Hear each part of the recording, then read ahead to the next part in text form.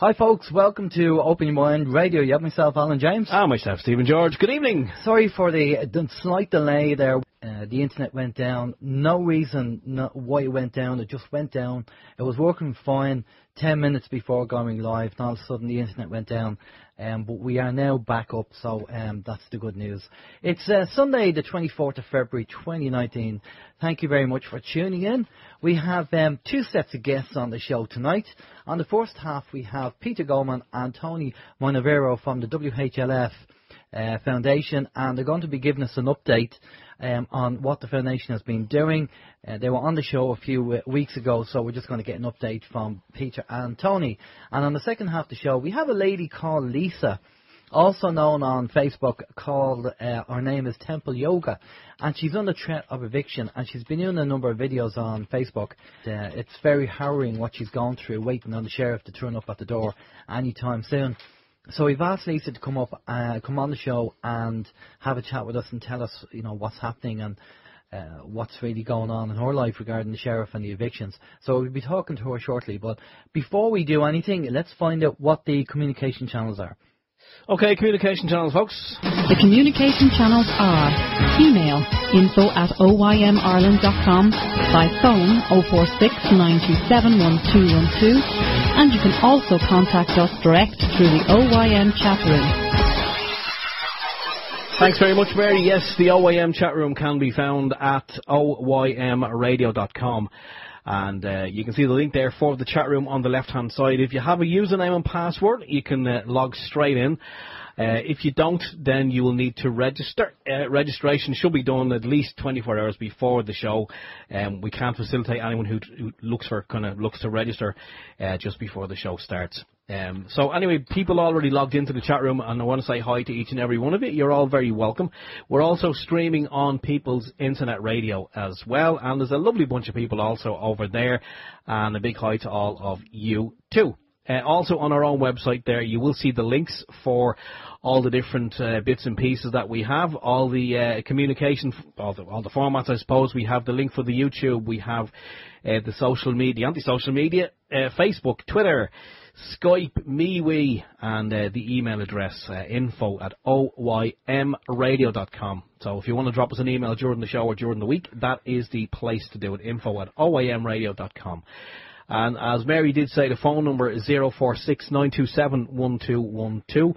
If you're going to call in from outside the Republic of Ireland, it's going to be 00353 469 271212. It is an internet-based phone system, and because we did have a little issue just before going live, we cannot guarantee that you will get through if you do try.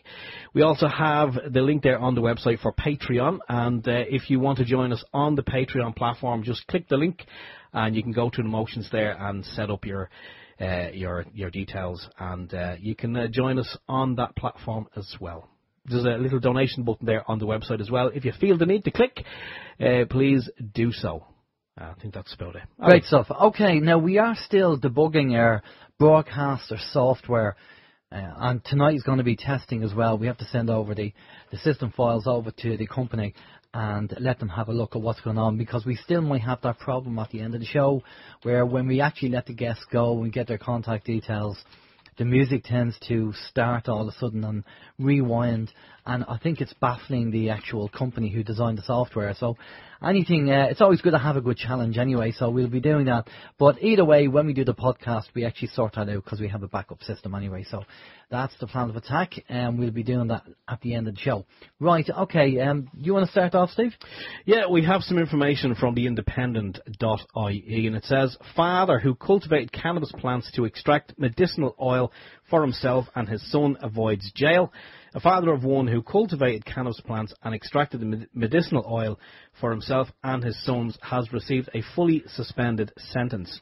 Derek White, 41, of Colthurst Gardens, Huntington Glen in Lucan, pleaded guilty at Dublin Circuit Criminal Court to unlawful possession of cannabis at his home on July the 11th, 2016. Judge Cormac Quinn sentenced White to 2 years imprisonment, but suspended the entirety of the sentence on condition that he keep the peace and be of good behaviour for a period of 2 years. Garda David Sheehy told Fiona McGowan, prosecuting, that on the date in question, White was stopped while driving and had a small amount of cannabis was discovered in his car. Gardaí searched his house and discovered 16 cannabis plants growing in a tent in an upstairs room. The total value of these plants was estimated to be about €12,800. Garda Sheehy agreed with Peter Levert, defending that there were no trappings of wealth in the house. He accepted that White suffers from health problems and that he is the sole carer of a son who is on the autistic spectrum. He apparently has epilepsy as well, and there has been some great achievements with cannabis oil when treating epilepsy. So, why waste time on a plant when it has so many benefits? It's just ridiculous. It's a waste of resources, to be honest with you. It's obviously the guy wasn't a drug dealer. He was doing it for his son, which any father would do to help their son or their daughter. So fair play. The right choice was actually made regarding that situation. The second thing on the list is, again on the Independent.ie, funny enough, thousands ripped off in elaborate broadband scam sweeping the country has prompted a warning from Gardaí and banks to consumers. Normally the scam's coming from the banks, but there you go. Thousands of people have lost money in an elaborate scam that is sweeping the country, prompting a warning from the Gardaí and the banks that I just read out there. And it says, I'll go to page 2, fraudsters posing as workers from telecoms company Air ring people to tell them their broadband is going to be cut off, and the next day, unless they allow remote access to their PC. Once the scammers get access, they steal passwords and use these to take money from bank accounts. It is understood customers of every bank have been hit, with some people losing thousands of euros. It is an elaborate scam, and even if you think that they're hanging up and you're ringing a call centre, they basically just keep their finger on the phone. Their end, it's very elaborate. We talked about it before, so just be careful that if you get any phone calls from Air, if you are an Air customer, just be careful, because there's so many scams out there. You just have to be careful. How's your week, Steve? Yeah, all good. Just two things to mention. One is in relation to the liposomal vitamin C. After having a little kind of a chat with Graham during the week, I've now upped the dose. I was taking 1 sachet in the morning. I've now increased that to 2, so I'm actually nearly out of them now. So I'm going to have to make a decision whether I actually get some more, or I just get in the bits and pieces, the tools, and start making my own. But I was informed that you can take as much as you can tolerate. Once your body, as your woman said before, if you get the waterfalls, then you've taken too much.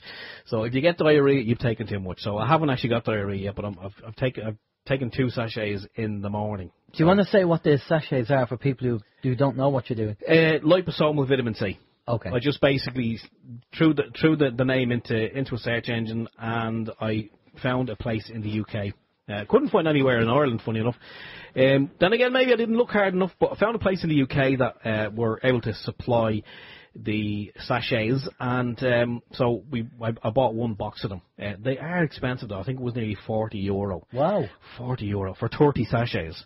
Okay. And if you're taking 2 or 3 a day, it won't last very long. No, exactly. Yeah. Yeah. So I'm still doing it, and I still feel okay. Like I'm getting up. I'm able to do a day's work, and it's obviously doing whatever it needs to do. It's getting into all the bits and pieces, the nooks and crannies, and so I'll keep taking them until they run out, and then I'll probably be touching base with Graham in relation to finding out where to get the bits and pieces to actually make my own.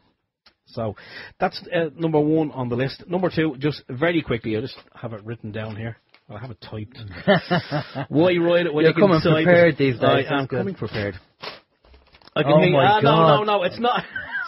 It's not as much as it looks. It's really, I'm going to just kind of... That's not an article, that's a speech. Just in relation to, I've noticed in the garden, I was out in the garden the other day, I noticed some nettles. As you do, you notice the nettles. And, you keep warning the kids, don't go near the nettles because they sting you. But I remember as a kid, if you went near nettles and you got stung, you were told you'll always find dock leaves growing beside or very close to the nettles. So you're just going to get the dock leaves and you rub them into the affected area and you will get almost immediate relief. So with that, I'm just going to look up some information on nettles. And it says that the stinging nettles have earned their name from the sharp and hollow hairs or nettles that covers the stems. Seemingly, once you, if you cut the leaves or you cut the plant, you can soak them in water, and once you soak it in water, then the leaves or the little stingy bits fall off. But he said you can remove the plant's harmful compounds by soaking the leaves in water. Once the leaves have dried, they should be safe to touch and will no longer sting you. Stinging nettles are a rich source of iron, manganese, potassium, calcium, vitamins A and C. So you can cook and eat them to boost your nutrient intake, it says. The weed possesses natural anti-inflammatory properties that can help relieve the symptoms of arthritis and rheumatism. You can also drink nettle tea, well, we knew about that one, to alleviate asthma and allergy symptoms that I did not know. And the dock leaves that we speak of are plantain, as they're also known. It says you can use them for nettle stings. Obviously, if you got stung by nettles, you can crush it and rub it on to where the affected area is, and you'll get immediate relief. You can also chew these leaves into a mash, it says, and apply them topically to draw out venom from snake bites. Don't really have to worry too much about that here in Ireland. Unless you get bitten by a politician. Oh! Meow. Yeah, oh, that's good. That's actually very good. Spider bites and bee, wasp or hornet stings. It says the edible weed also makes a great survival food. This is kind of what got me kind of interested. It's a great survival food. It's an excellent source of vitamin B1 and riboflavin. It says you can eat the leaves raw in a salad or cook them as a pot herb. You can even use the roots to create a strong tea that can help relieve symptoms of a number of health conditions such as diarrhea, dysentery, gastritis, peptic ulcers, irritable bowel syndrome, hemorrhage, hemorrhoids, cystitis and bronchitis. Inflammation of mucous membranes, sinusitis, I suffer with that, coughs. You had a cough. My wife still has a cough, so I'm going to see if that'll work on her, whether she likes it or not. Asthma and also hay fever. And just very lastly, if you ever find yourself in a situation like you're a prepper situation and you don't have anything to eat, grass.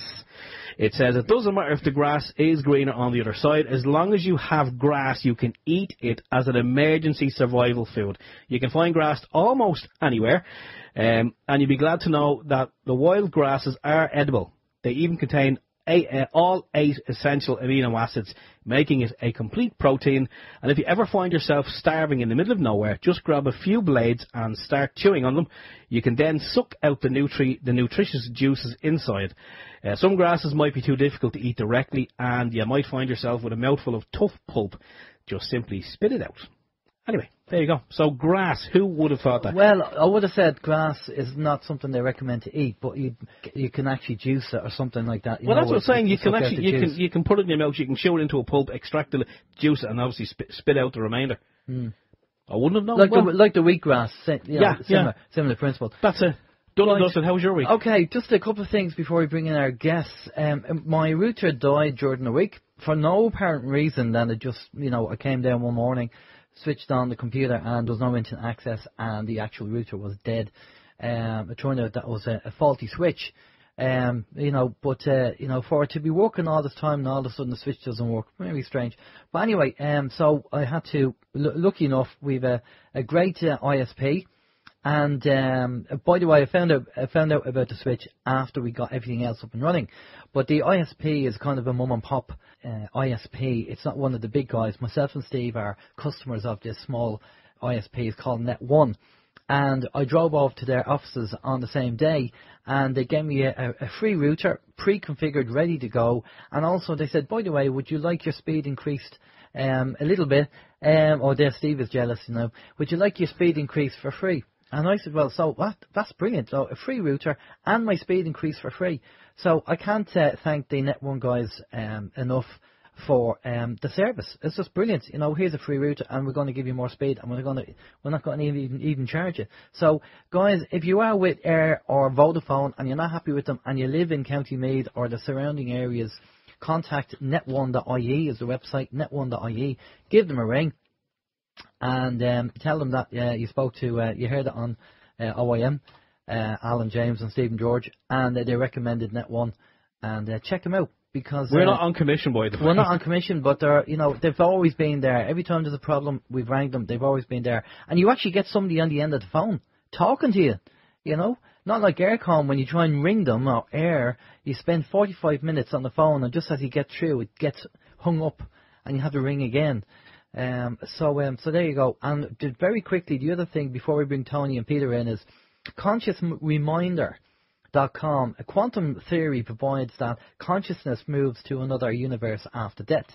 A book entitled Biocentrism, How Life and Consciousness Are the Keys to Understanding the Nature of the Universe, has stirred up the internet because it contained a notion that life does not end when the body dies and it can last forever. The author of the publication, the scientist Dr. Robert Lanza, who was voted the third most important scientist alive by the New York Times, has no doubts that this is possible. Well, look, we've known that for years. Speak to any medium and who has spirits coming through and giving information that they wouldn't possibly know. Is that not evidence enough, or do we have to wait for the science people to turn around and confirm it, Right, okay, we're going to bring our guests in. Now, we've had Peter Goldmann and Tony Minervino on the show a few weeks ago, and we did a full show all about their foundation and what they're setting up and what they plan to do. So we're just getting an update from Tony and Peter as to what's going on and how they've been getting on with their foundation and what's been happening there. So good evening, chaps. How are you? Excellent. How are you, Alan and Steve? Yeah, not too bad. All good. Can't complain. All good. Right. I'll throw it over to either Tony or Peter, whichever one wants to start and tell us. You were on the show a few weeks ago, and you were telling us all about the WHLF and what's been going on. Do you want to just give us a reminder of what it's all about, and then tell us about the updates and what's been happening? Sure. Well, the WHLF is the World Healing and Liberty Foundation. And our ultimate objective is to change the world for the better, just like all of us who are committed to making things better and improving the quality of life on the planet. But how we intend to do this is we've put out an open invitation for membership, which is free, and everyone can join. And we're also putting out an invitation for people who want to be coordinators for their country. Because ultimately what we want to do is secure land with pristine water sources globally, and then make this water and all the resources on the land available to all the members. So down the road, we're hoping to establish sustainable communities and interface with other projects like the Venus Project, Ubuntu, and the like. And we have a upcoming conference in Bangkok, Thailand, from the 22nd to the 24th for the global coordinators. I'll put Peter on to tell you more about the coordinators. Peter. Yes.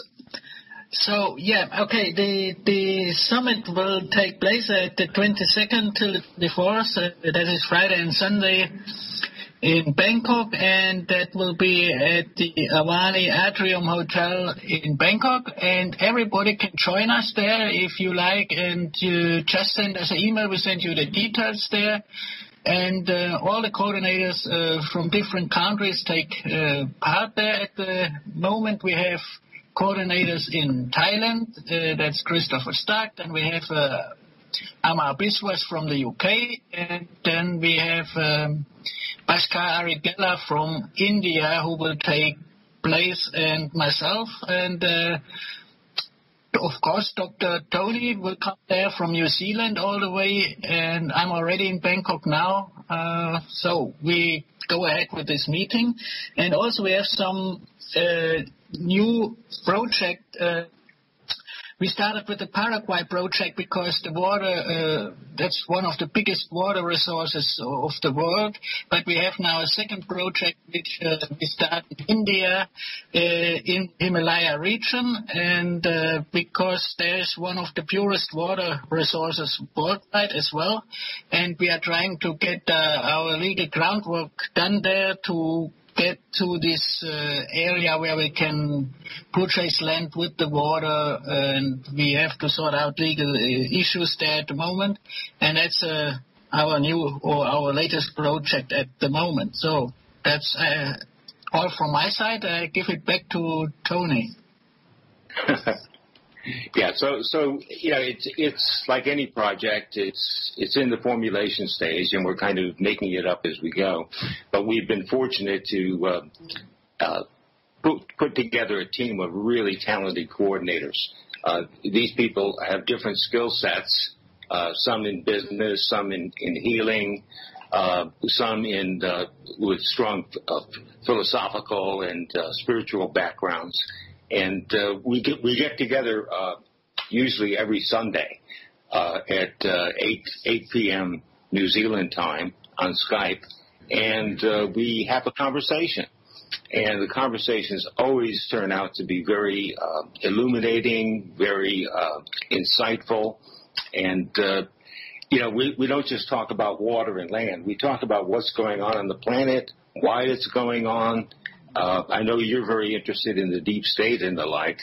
I always maintain that they have a plan and we have a plan. Their advantage is that they have all the resources. They have all the money and all the weapons and all the media, etc.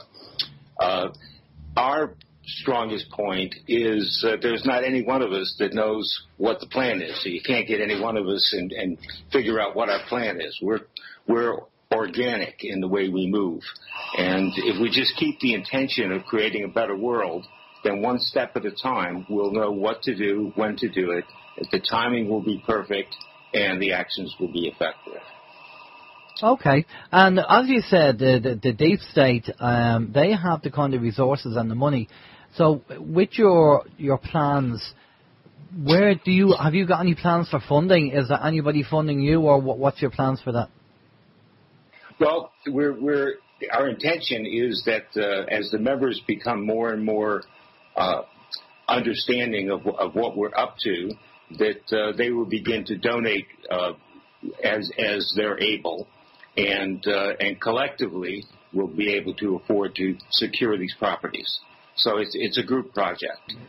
We don't have any angel funder yet, but we're always open to someone showing up and saying, hey, what you guys are up to is really exciting. Let me help you out. Okay. And I know, Peter, you want to talk about the podcasting as well, because we did have a bit of a training session on there. Do you want to give that a mention? Of course. First of all, I would like to thank you and Steve for your perfect help for me, because I could not set up everything without you. So you helped me to set up this little podcast station, I would say, and I made it the Goldmann Show, and people can listen to different subjects about in the podcast as well as WHLF or whatever. We talk all different things there, and you can find me there at the YouTube channel and the Goldmann Show. And thanks again for both of you to help me out, to let me start with everything. And I think it's a great idea that you help people to establish a small radio show, whatever, a podcast show. I think that's the right idea, that the people can bring out their own ideas and their own people who like to talk to, and I would like to thank you again for that. Well, I think you did a great job, Peter. I think you hit the ground running. You got all the equipment that we recommended you get, and then within 2 or 3 hours you got the hang of it, and we set it up, and you're kind of hitting the ground running, and you're putting up your podcast on YouTube at the moment. So well done for that. You got everything organised. Now, I will say, just a reminder for people, that the podcasting is a lot easier than doing the live shows. But we are available. If people want to learn how to do it, we can do it. But I just want to focus on the WHLF now. Tony, just something that's in the back of my mind, and I think it's worthwhile saying. They're saying that the water is kind of blue gold.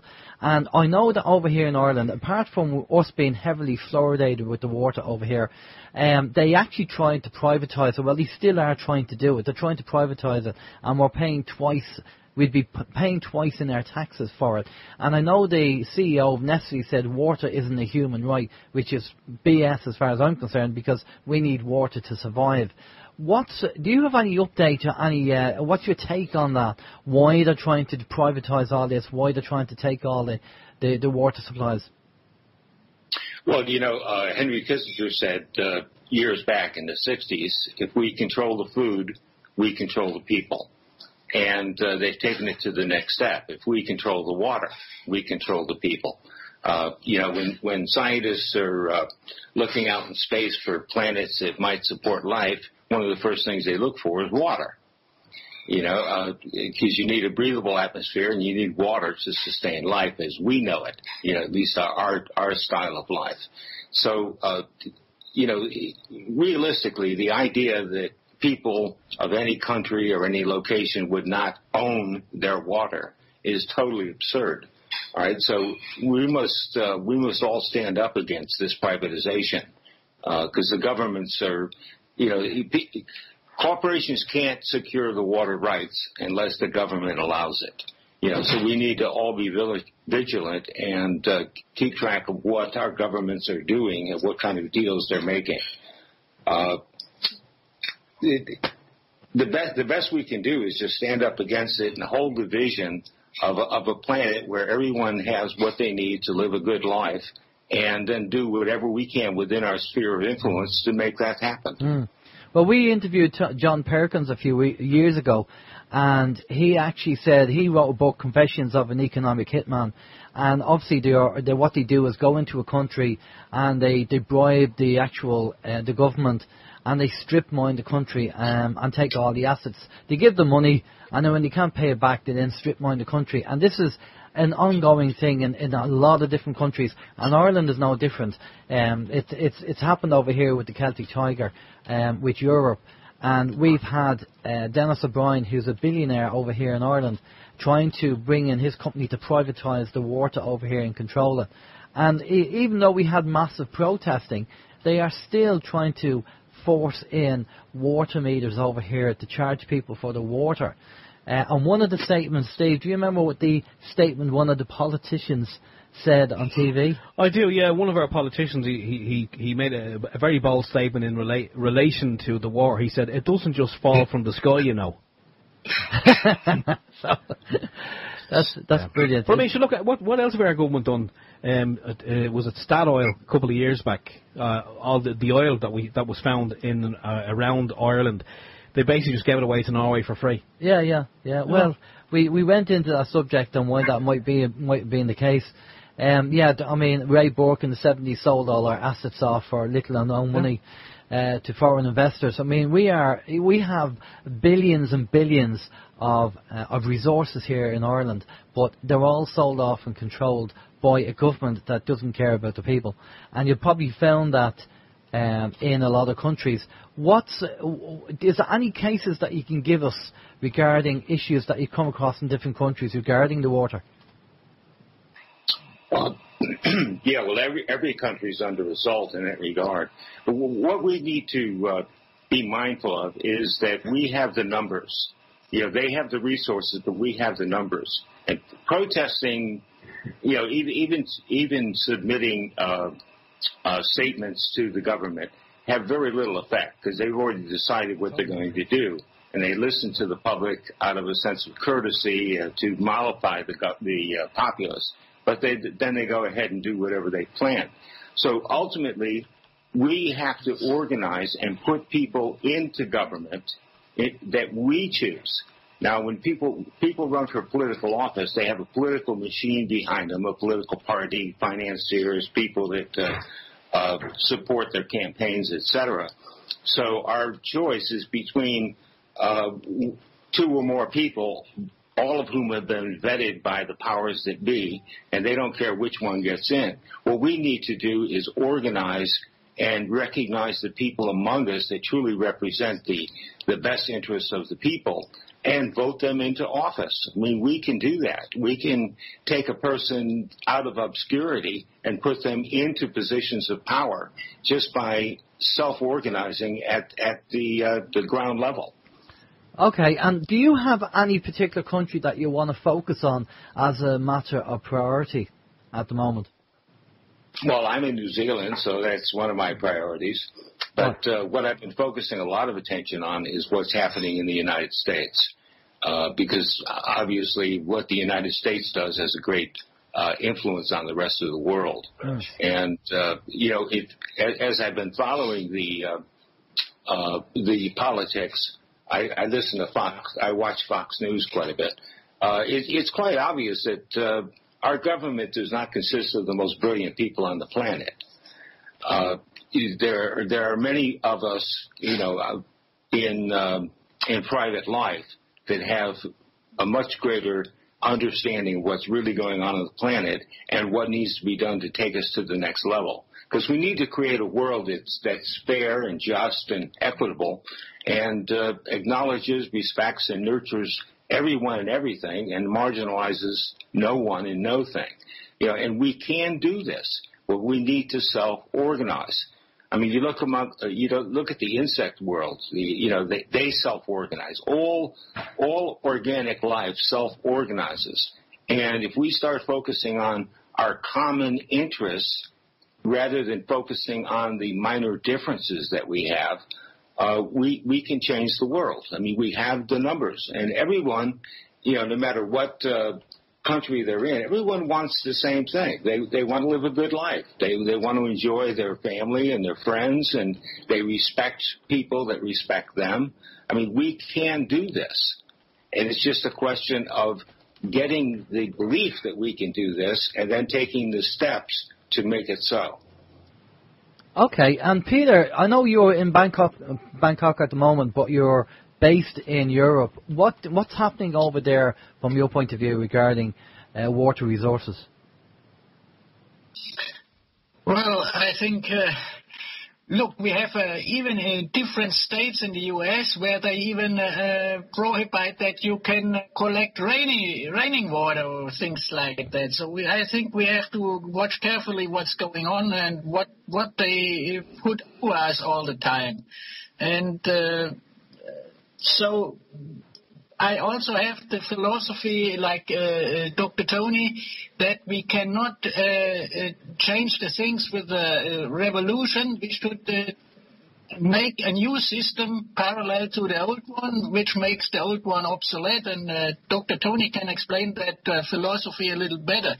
And because it's necessary to have the yellow vest as well, because I think that wake the people up a little bit more, and we need things like that, but it is not the ultimate solution to everything. And we should be careful as well as what Nestle said. Cannot let these people do what they like to do and they tell us in the face what they like to do and steal the resources from us. So. But Dr. Tony can maybe explain again this philosophy about the making the new and the old philosophy possible. Well, I say today what I said back in the 60s at a conference in San Francisco. We all got together and talked about how we're going to change the world so that everyone can live a good life. And I said, the thinking at the time was that we were ripe for a revolution. And I said, yes, it's time to fight a revolution, but the revolution is to change what's going on between our ears. In every given moment, we have a choice between two or more things. And one of those things will stand out as most exciting. It'll make us feel present. It'll make us feel alive. It'll make us feel engaged and like we're connected to everything around us. And if we choose in every given moment what excites us most, we will create a world that's exciting. The bottom line, that's it. Because the world that we experience is just a reflection of our own individual consciousness. And what's necessary to accomplish that is to recognize whenever you don't feel the way you want to feel, stop and ask yourself, what am I thinking right now? And then what must I believe to be thinking that? And whatever the belief is, it's in a frequency that doesn't excite you. So turn the belief around to its opposite, because all beliefs are true, but they're no more true than any other belief, including their opposite. So you turn that belief around to the opposite using positive language, commit to that being your new belief, commit to thinking only consistently with that belief, and start acting like someone who believes it. Because what's going on the planet is not being controlled by us using our everyday consciousness. What's going on the planet is being orchestrated at a higher frequency, because we're all multi-dimensional infinite beings. And that doesn't just mean that we have access to these different dimensions of consciousness. It means we're already present. So as we continue to choose in any given moment what excites us most and then act on that decision, we create a more, we bring more of our higher dimensional self into our present 3D reality. That's how the 3D reality is going to be transformed. The world is not going to change by leaders showing up that have this great vision and make everything better for everybody, because the leadership, they have much more in common with each other than they do with the people that they're leading. So what we need to do is take responsibility for the reality that we're experiencing and make the commitment to, in any given moment when we don't feel the way we want to feel, find out what we're thinking, find out what we must believe to be thinking that, and then turn that belief around. That'll put our mind in the frequency that excites us. That will attract only thoughts in the frequency that excite us, and then act on those beliefs, act on that thinking, and start choosing the actions which not only make us feel better, but actually lift the frequency of the planet. And one of the things that they like doing, and we've seen it time and time again, it's very hard to get the collective together and thinking the same, because they play the divide and conquer program over and over again. And it's up to the people to realize that is what they do to actually keep us apart and keep us fighting between each other. So we have to understand the divide and conquer program and see it for what it is and say, right, we're not going to fall for that now. We're going to get together as a collective, agree on majority of things. We won't agree on everything. We'll agree on the majority of things maybe, and then get together to try and make a better life, a better country, a better world. And I know it sounds very, out there, but that's what we'll have to do. Without a doubt. And we need to not focus so much on how difficult it is to bring the collective together. Rather, we need to recognize that each of us individually have the power to choose our own beliefs and choose our own thoughts and choose our own actions. And if we, as each of us take on that responsibility, and in any given moment, amongst the choices we have available to us, to choose the one that excites us most, that's how we change the world, and that's how we come together. Because while we all have many different opinions about how to get where we want to go, we all want to go to the same place. We want a world that's fair, just, equitable, sustainable, and works for everybody. Because when everybody has what they need and everybody's living a life they enjoy, there'll be no conflict. And we'll start acting like the crew of Spaceship Earth that we are. Because we're really not just on a planet, we're on a spaceship. The solar system is not static with planets revolving around the sun. The whole solar system is moving through space towards an unknown destination for an unknown reason. And none of us are passengers here on the planet. We're all crew. And the problem we have is we've allowed the wrong people to be controlling the ship. So it's time for the people to take back their power. It's time for every individual to realize that they are crew, and they can make a difference. They just have to monitor their feelings, and whenever they feel in a way that's not comfortable, find out what they're thinking, find out what they must believe to be thinking that, because until, Carl Jung said, until the subconscious is conscious, it will control your life and control your destiny. All right? So we all have a subconscious program that's running the show 95% of the time. And the subconscious is because it's subconscious, we can't directly go in and peruse and look around and see what kind of beliefs are there. But whenever we feel in a way that's not comfortable, we can ask, what am I thinking right now? What must I believe to be thinking this? And we can actually access the program that's in the subconscious one belief at a time. And as we transform those beliefs to their opposite, eventually we're going to reverse a belief that holds a whole cluster together. And that's what allows a person to have a real jump in consciousness, to actually move to a higher frequency of consciousness. And as your consciousness goes up in frequency, your access to information expands. Because as we connect more and more with our higher dimensional self, we begin to access the knowledge that's contained in that frequency. Everything that we can imagine is experientially available at a specific frequency. And when we can match that frequency, we can experience that consciousness and we can experience that reality. Because the reality we're experiencing is always a reflection of our consciousness. And while the reality that appears outside us is a result of the consensus of all human consciousness on the planet, each of us has the ability to change our own consciousness. And when enough of us raise the frequency of our consciousness, we will, in fact, raise the frequency of the reality we're all experiencing. Okay, I know they say you have to be mindful of your thoughts, and I totally agree with that. If you don't like what's in your mind, change the program or change the channel. Steve, you have a question there? Yeah, I just wondering, Tony, if, you know, obviously each one of us can change our own destiny and our own vibration and etc. But in order to affect real change, I mean, how many people, or what percentage of the planet would need to be kind of all on the same page at the same time, kind of wanting the same thing and putting out the vibe, if you like? I mean, because as Alan said earlier, I mean, there's so many people on this planet, on this world, that, you know, it's very hard to get everyone kind of on the same page, you know, and I'm just wondering, I mean, collectively, what sort of percentage will we need to really affect change?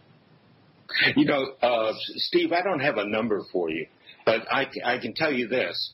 I can change my consciousness.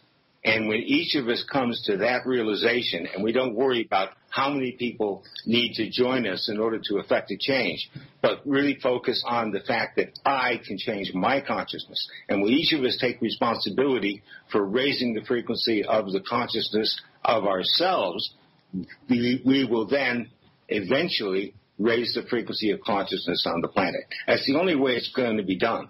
So we need to not focus on how daunting and how overwhelming this project appears. We need to just focus on the fact that I can change my consciousness. And whenever I'm not feeling the way I choose to feel, then I find out what I'm thinking, what I must be believing in that moment in order to be thinking in that frequency, and turn the belief around, which will raise the frequency of the mind, and commit to thinking only consistently with that, and start acting accordingly.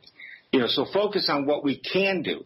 Don't focus on what needs to change outside, because you can't change the outside. You can't change anyone's mind, but you can change your own mind. And as you change your own mind, you begin to experience a higher frequency of life. You begin to get more excited. And like attracts like, because as you raise your frequency and start living an exciting life, you start attracting people into your sphere of influence who are at that frequency. And when more and more of us take responsibility to raise the frequency of the planet, eventually everyone will. I mean, there is the 100-monkey principle where when a certain percentage of any species has a new insight, eventually everybody gets it.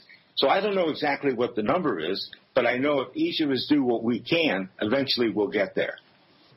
Yeah, no, thanks for that. No, I was just wondering, like, was it a case of, in order for real change to be effective, would it need to be a very high figure, or would it be a simple case of, like on a scales, where, you know, you'd have 50% on one side, 50% on the other, and if one person moved from from the left to the right, then that would be 51%, and that could affect real positive change. But I mean, no, I do know, Tony, that it is kind of everything is about the one, and you know, each of us as an individual, we all have to have our own self-realization, and we all kind of have to be in the moment and focus on ourselves. And obviously, if we do that, and obviously then maybe that there will be our vibration will rise, and by default then there will be kind of a ripple effect, and maybe it will start to affect people around us. I just hope, I really, really hope that we do see this change, you know, a real positive change in our lifetime, because, you know, I think we're really into it now. But I know, like, a lot of people have been saying this and doing this for a long time, and they're probably no longer here. And I suppose all we can do is hope that they've moved over to a better place, the fifth dimension or whatever it may be. Yeah, well, I maintain whenever you commit to a project, if you don't quit, you win. Because if you commit to a project, you're committing to doing whatever it takes to get there, even if you have no idea how you're going to get there. And that's where you focus in the present moment. Okay, what is available to me right now? And you'll have two or more things available. Choose the one that excites you most. That'll bring you into the next moment. You know, because keep in mind, we're in a quantum universe. So every time you make a choice, you change your personal reality. And as each of us changes our personal reality, will eventually transform and raise the frequency of the reality that we're all experiencing as the reality that's around us. Because each of us, while we're obviously inside a reality, the fact of the matter is that each of us is only experiencing the reality where we're in the center. So it's every individual that has the power to shift the frequency of the reality. And as each of us begins to focus on what we can do right now to make our lives more exciting, you know, eventually the whole world will catch on. Because every person that raises the frequency of the reality makes it that much easier for everyone else to do it.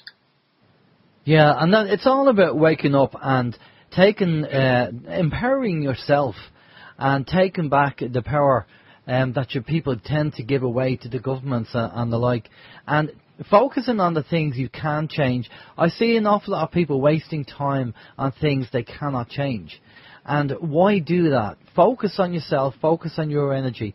And we've said it before on the show as well, that look at the 6 people closest to you in your life and ask yourself, do them 6 people add positivity to you, to your life and help you, or do they pull on your energy?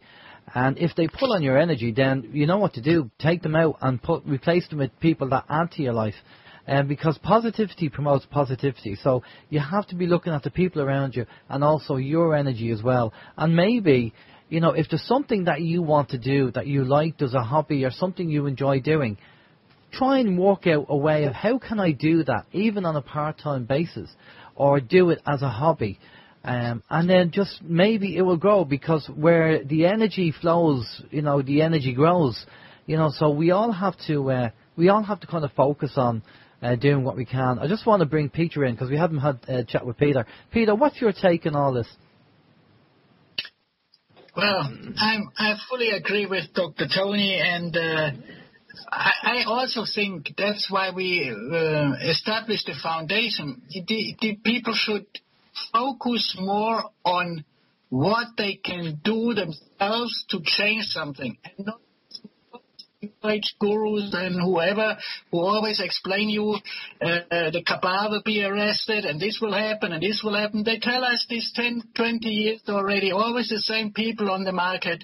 And instead of focusing on what they can do by themselves to improve everything, they always listen to people who tells them what will happen instead of doing themselves something. So I think that was also a reason why we make the foundation, that the people come in and change together something with the people with the same mind. And I think that will come to a goal instead of listening always to other people who tells us who are telling us what will happen, and it never happens, right? The same thing with financial resets and whatever. So I think we should come together and do something in the capacity what we can do, or each person can do, and then we come to a solution. Okay, totally agree. We need to change the mindset. We need to change the way that we think and our way of thinking, and start thinking. I know it sounds a bit woo-woo, but start thinking more on a 5D level as opposed to a 3D level, for want of a better description. But we do need to change that. And as I say, people who are pulling on your energy, if you want to call them energy vampires, who are pulling on your energy, just take them, get them out of your life. You don't need them. And if there are people that you can't kind of stay away from, you know, I mean, they're in your life constantly, say work colleagues, just try and keep your distance as much as you can, because it's going to affect you at the end of the day, and you have to take care of your own energy. But lads, we've reached that time, and I am conscious that we do have another guest coming on, but also we're going to get your contact information and let people know about your website and the podcast and everything else. So thanks a lot for coming on, just giving us an update on what you've been doing and what's happening. I'm going to pass you over to Steve, and Steve's going to get all your contact details there. Steve. Yeah, it's been very good information. It's a pity that we didn't have more time, but hopefully that little bit of information, that little time that we have, has been enough to whet people's appetites. So I'll throw it to Tony first, and then Tony, if you want to give us some contact details, we'll get them on the chat room for people, and then we can just pass it over to Peter, and Peter can give us some information, and that'll be that. Tony. Yeah, certainly. Just let me add to the conversation by saying, you know, by being more focused, rather than saying we need to change our consciousness, you know, I need to change my consciousness. We need to focus on the fact that, you know, the people around us are only showing up the way they're showing up because of the frequency of reality that we're broadcasting. So we don't need to change the people around us. We need to change ourselves. We can't change the people around us, but we can change ourselves. Yeah. And certainly, you know, we invite everybody to join us in the WHLF project. They can find our website at whlf.org.nz. They can email us at whlf@planetmail.net.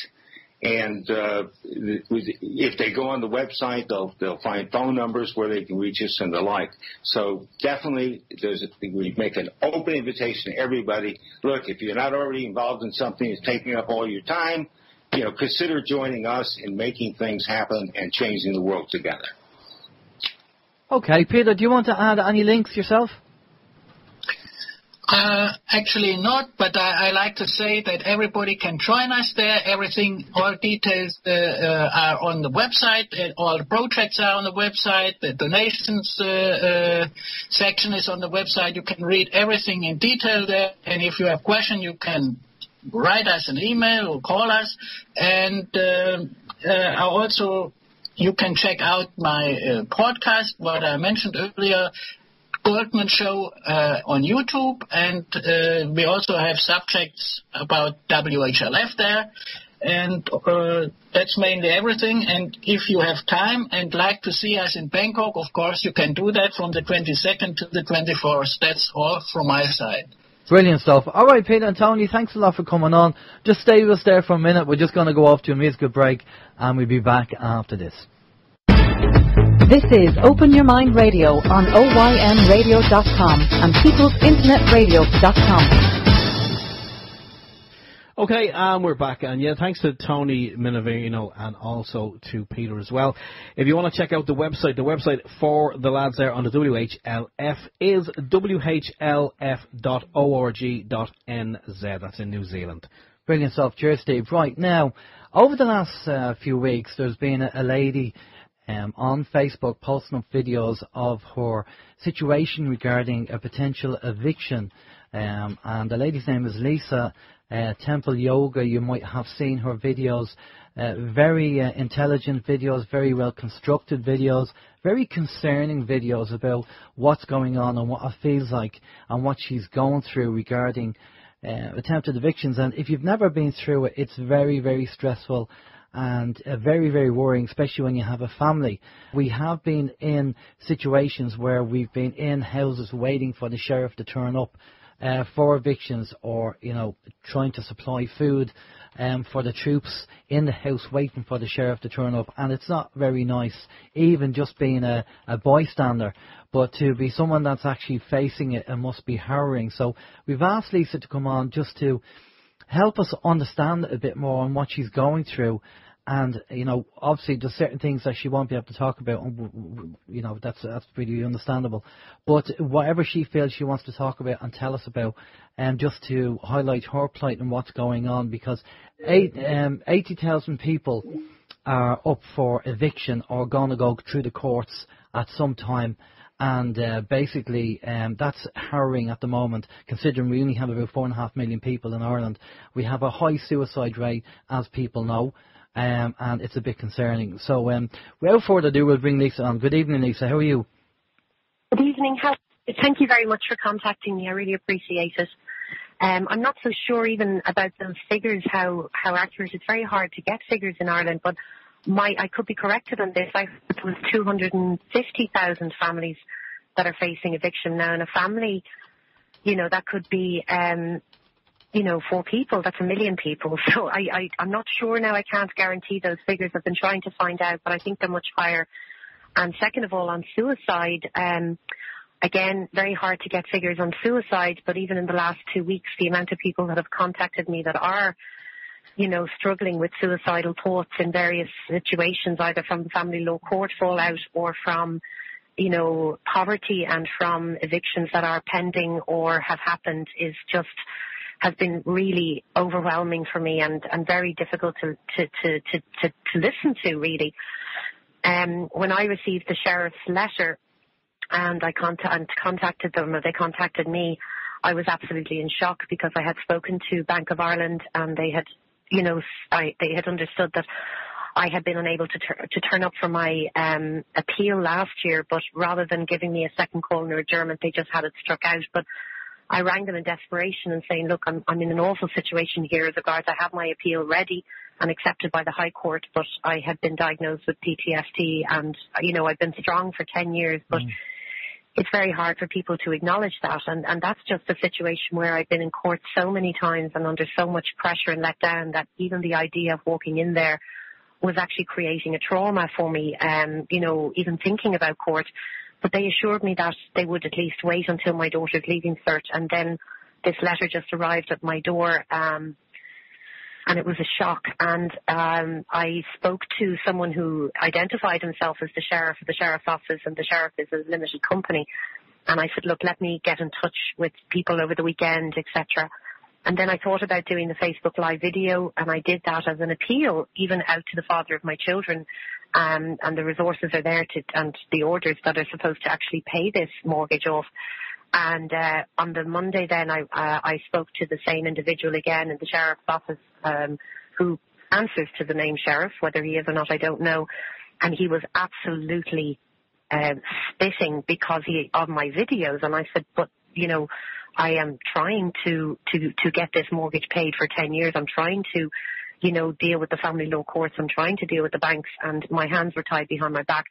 So as a punishment, I suppose, for my videos then, I asked him, you know, could you give me a date of when you're coming? And he said that I had rallied militants, which is untrue. I mean, I'm hardly a militant. I'm 5'3" and I'm a mother. I'm a yoga teacher and I do arbitration, but I'm not a militant. And I tried to explain to him that I was making an appeal, that I had tried all the legal routes, and he was very, very nasty is the only word I would say. So I said, look, will you give me this week at least, and I can go and do the various applications and go to work and do the things I need to do? And he said no, he refused. He then said to me to go back to the bank. So I then rang the bank, and I have a recorded conversation with the bank, which they recorded and they sent it to me. And I went through the whole case with yet a new member of Bank of Ireland. Alan was his name. I mean, I've gone through so many different Bank of Ireland individuals since I started this journey that you have to tell the story again. And I then wrote a cease and desist letter for putting myself and my children in fear of harm, both mental and physical and emotional.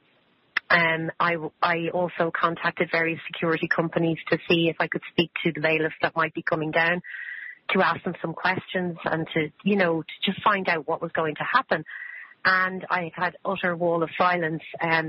So I then became aware of the fact that I was walking along a road that maybe, many people who have committed suicide have walked along. I remember hearing about sheriffs walking into houses and finding people who had committed suicide. And I kind of occurred to me, you know what, I'm actually going to document what happened, the road that I don't know what's ahead, but I'm going to document it so people understand what happens. And then when you're in this situation and then other bills are coming in the door and I couldn't get out to work, and, each one of those bills and those things that come in could be the thing that pushed someone over the edge. And I also documented conversations I'd had with different individuals who work within what we call the system, but who acted like human beings, because the tendency in this country is when people either purposely or accidentally or lazily don't do their job, they just blame the system. But we are the system and individuals are the system, and you can still apply the rules but do it as a human being. And I did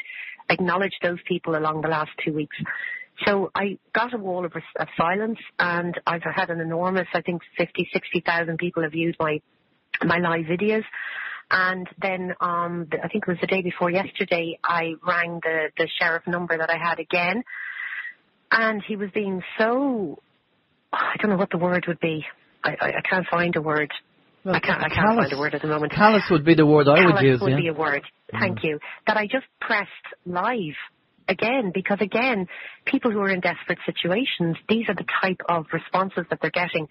And I pressed live, and it was recorded. And I didn't record it, but I just shared it live. But a huge amount of response again.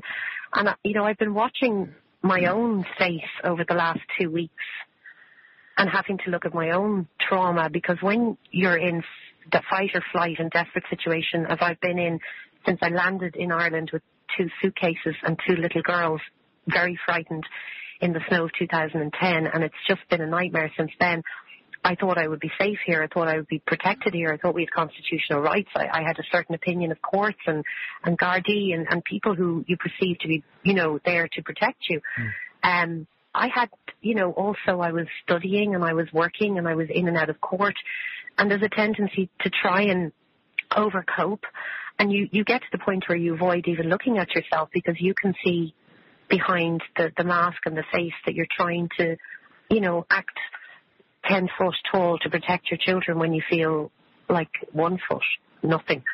And part of those videos on a personal thing was I've had to sit down night after night and watch the pain, the shame, the sorrow, the fear cross my own face. And as a living, I do hold space for other people when they go through that. But it's quite an experience to watch yourself so exposed and vulnerable. But you'll do anything to protect your children. And I think I said in one of my videos that Ireland is a country where they shame people, they isolate them, they shun them, they give a wall of silence. It's funny enough, it's actually the same treatment people get in an abusive relationship. And I think we've got to the point where, as individuals and as citizens now, we are in abusive relationships with our systems that are supposed to be there to serve us. Sorry if I'm talking too much. No, that's okay. Look, it's just, it's amazing the strength you have. And I've watched the videos, and I watched the one where you actually went live with the sheriff, and he was very callous. He obviously had no empathy. He actually calls himself a human being, which I wouldn't call him that. I couldn't believe his attitude on the phone to you. There was just no empathy whatsoever. I just want to woman. I am not his woman. I meant to say that at the time. He said he's trying to say that I am a militant. Like, this idea of militants, let me just say from my perspective, there are different groups out there who take different approaches, and men do tend who feel frustrated take a different approach to a lot of women sometimes. We have different, there's force and there's power, and there's different ways of doing it.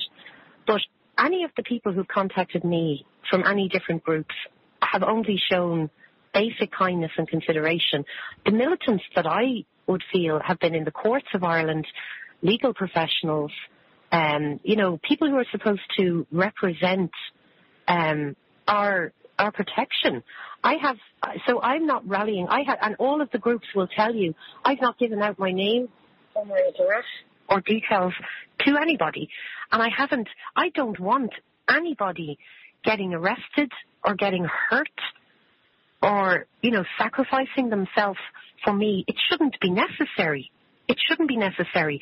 We have constitutional rights to live a safe and life. I've never even taken anything from the government. I've always worked. I've always contributed. I don't even know how to get into the social system in this country. And also, the resources are there to pay our mortgage, but my hands were tied behind my back by the court system. And then, you have the civil courts, the banking are separate to the family law courts, are separate to the criminal courts. But when you've gone through the journey that I have, it's all part of the one story, and it only conveniently is separate when you call people to do their job and their responsibilities. Well, I suppose recently we all know that Edmund Honohan was taken away from his role in the court to help the lay litigant. Which really smells of desperation from the banks.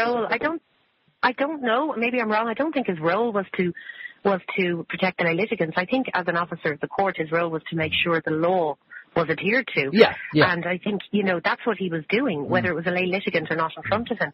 But the one thing I'd say about Edmund Honohan is when I heard he was trying to get fresh air into the courts and he went through all the routes to try and do that and then smashed the window, that's exactly what any mother would do if the child couldn't breathe in a car. Like, that is common sense, if you're not even able to get, fresh air into a very tense environment, that basic human right, I really admire that in him. I've never been before him, I've never met him, and it just is very frightening when you hear these things. And then, the other thing we have in Ireland is the danger that if you speak out, you will be smeared and you will be called crazy. They're two huge techniques that are used in this country, or you'll be called a militant. So they're the three techniques at the moment. And, there's no protection against that unless people who, stop listening to rumours and listen instead to what people are saying. All of these individuals, you could be called eccentric, you could be called crazy, you could be called belligerent. People will just make brush statements like, oh, you owe that money, you should just pay it. And I don't know whether as a society are genuinely, a bit like the way wolves kind of, if there's an injured wolf, they will kind of laugh at it because they want to distance themselves. I don't know whether subconsciously society in general is terrified. And when they see one person put their head up over the pulpit and be humiliated and smeared, then they get involved with it as well in their own little way, just to distance themselves because they want to feel safe. So if somebody challenges the taboo, and the taboo is the assumption that everything is working according to the way it should be working. The law works, the church works, the Gardaí work, everyone is working according to their assumptions and their duties. That if you stand up and challenge that, you're challenging the very taboo of society. And I think that is a very, very precarious situation for anyone to do. In my situation, I can guarantee you I have tried every single legal route possible and every common sense route possible. And yet I am in this situation. And I've had experiences of standing up and asking people to do their job either in their professional capacity or as a human being. And how dare you challenge or call somebody into their power and into their obligation in this country? It's the arrogance of the authorities that it just seems to be we can't question any of them. We know the education system, the justice system, the political system is all being corrupted, and the amount of times even Gardaí have been caught perjuring themselves in court, and locking people up where they shouldn't be locked up. Done for perjury in Ireland, I don't think, or maybe I'm wrong, but we all stand up under oath, and I don't think perjury just seems to be there. I mean, there are the rules within the system, but I mean, the Gardaí as well. I mean, I've had circumstances where Gardaí have acted incredibly well in court, but you're relying on individuals, and I don't know whether they feel supported either. But, you know, it is easier to shut up in this country than to stand up. And I think that there are always madness, badness and sadness, and they're the minority. And then you've got the people who suffer because of that. But the majority of people in the middle who are ignoring, turning away, silent, I would actually think they need to be brought to task. I think the focus needs to be taken away from the corruption, from the incompetence, from the sinister abuse of power. And I think the light needs to be shone on the middle people who are doing nothing because they think it's not affecting them or they're afraid. The majority of people are much more, and people are intelligent and rational, but they have lost their curiosity. They're desensitized by the amount of media. They are standing in the middle looking on two extremes, and as far as they're concerned. And one extremes are being called militant and crazy, and then the other extreme are in control. And they're in the middle, and they're just putting their head down and saying nothing. And I think they're the people that I'm trying to reach. I'm not trying to fight systems. Systems are just words. People are in the system. If we can inspire people to stand up within the system and actually say, do you know what, I'm trying to do a good job and you should be doing a good job too. And there are systems to report each other. There's systems there for lawyers to report each other. I'm sick of them talking about the broken family law court system. The system's not broken. The system's working damn well to make a lot of people money. Families are being broken. They're the collateral. But the good lawyers are saying we're not all bad, some of us are good. If you're standing in a closed courtroom and the other side are acting unprofessionally, criminally, or, you know, corrupt or whatever way, it is their duty to report them, not to walk outside the door and say, that was terrible. It's your duty for your client, for your own professional, for your own sense of humanity, to call those other people to task, you know. And when I saw that thing about Morris and McCabe, I watched the documentary. It broke my heart for many different reasons. But the one thing that I realized was, you know, they were sent photos of rats, you know, by colleagues. Yeah. And I just thought, oh my God, you know, that's okay. That is not okay. Forget about all the other factors involved in that case, which I won't even go into. But just that little one, you know, you're called a rat. Yeah. And that's okay. Yeah, well, see, this is the thing. Even with the political parties, even though they mightn't like each other, they need each other to keep the system going, and this is what's happening. They all need the system, you know, to make the money what they're getting out of the 1% that who are making money out of this system. They mightn't like each other, but they need each other to keep the system going. Just to clarify, I agree with you on Edmund Honohan, the Master of the High Court. It's not really about the lay litigants, more so that he was actually making sure that solicitors were keeping the paperwork in check. And he was doing his job. Yes, he was exactly. Doing his job. Yeah. I mean, I'm sorry, if your job is to make sure that papers are up to a certain standard, it doesn't matter whether you're the best barrister or the newest lay litigant. I don't know, I don't want to comment on that, but as Master of the High Court, you're assuring a standard is applied to, is adhered to. Exactly. That was my understanding. Yeah, exactly. And now they've taken him out there, so then there's nobody in there to actually make sure that the paperwork that the banks bring in is actually accurate. Now, I know a lot of people are doing forensic accounting and doing that with the mortgages. What's the situation? I think we had a private chat and you said that it's not a case now that the bank, they won't accept the money, they just want the property. Is that the case? Well, the house is in my name. And I signed the mortgage documents under duress in another country, in Italy. And the bank allowed the documents to be sent to Hong Kong. Yes, the property was in my name. So the situation is I have tried for 10 years to get the banks to help me in the family law courts to give evidence to mitigate the losses. I have fundamental issues with how I was treated under European law, under Irish law, and just as a banking customer, I wasn't treated with parity. I mean, they broke the data protection, giving out my personal banking details. I don't think they have clean hands in this. When I went to argue in court, I had a small list of the in-camera rule, which, I mean, court orders can be interpreted any way. My understanding was it was a total list, but by the time the order came, it was a small list in order to defend the house. But the judge on the day, her hands were tied. And I have to say, even though that judge made the order, I thoroughly would say that Judge Lenan did her best with what was before her. You know, she let me go out 2, 3, 4 times to try and call in assistance to explain the family law stuff, and I couldn't get it, and I couldn't get the in-camera rule lifted. And she did her best, and she did give the order without glee, you know. And the funny thing is about Judge Lenan then, I heard afterwards outside in the courtyard, I was talking to just some maintenance staff or stuff, and because they know me so well from being in court for 10 years, and I told them I'd lost the house, and they mentioned Judge Lenan, and they were talking about how well she treats them as well. So I'm not saying every single person within the system is corrupt or incompetent or too busy or whatever. There are good people, and I felt I got as much of a hearing that day as I could.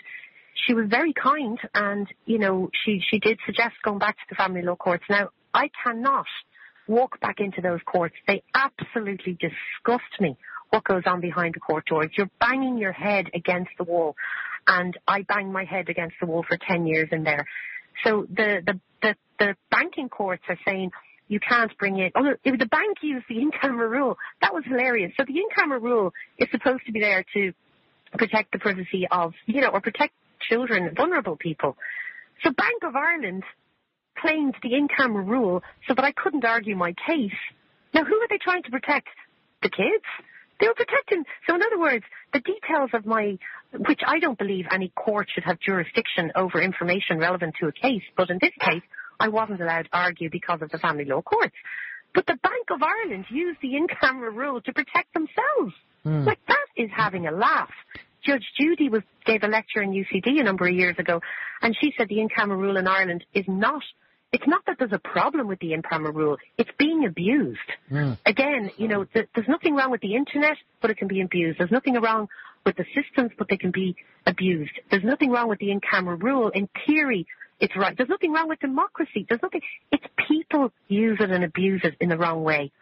So Bank of Ireland protected themselves to take my home and my children's home with the in-camera rule, because obviously my case would have been too strong or uncomfortable for them.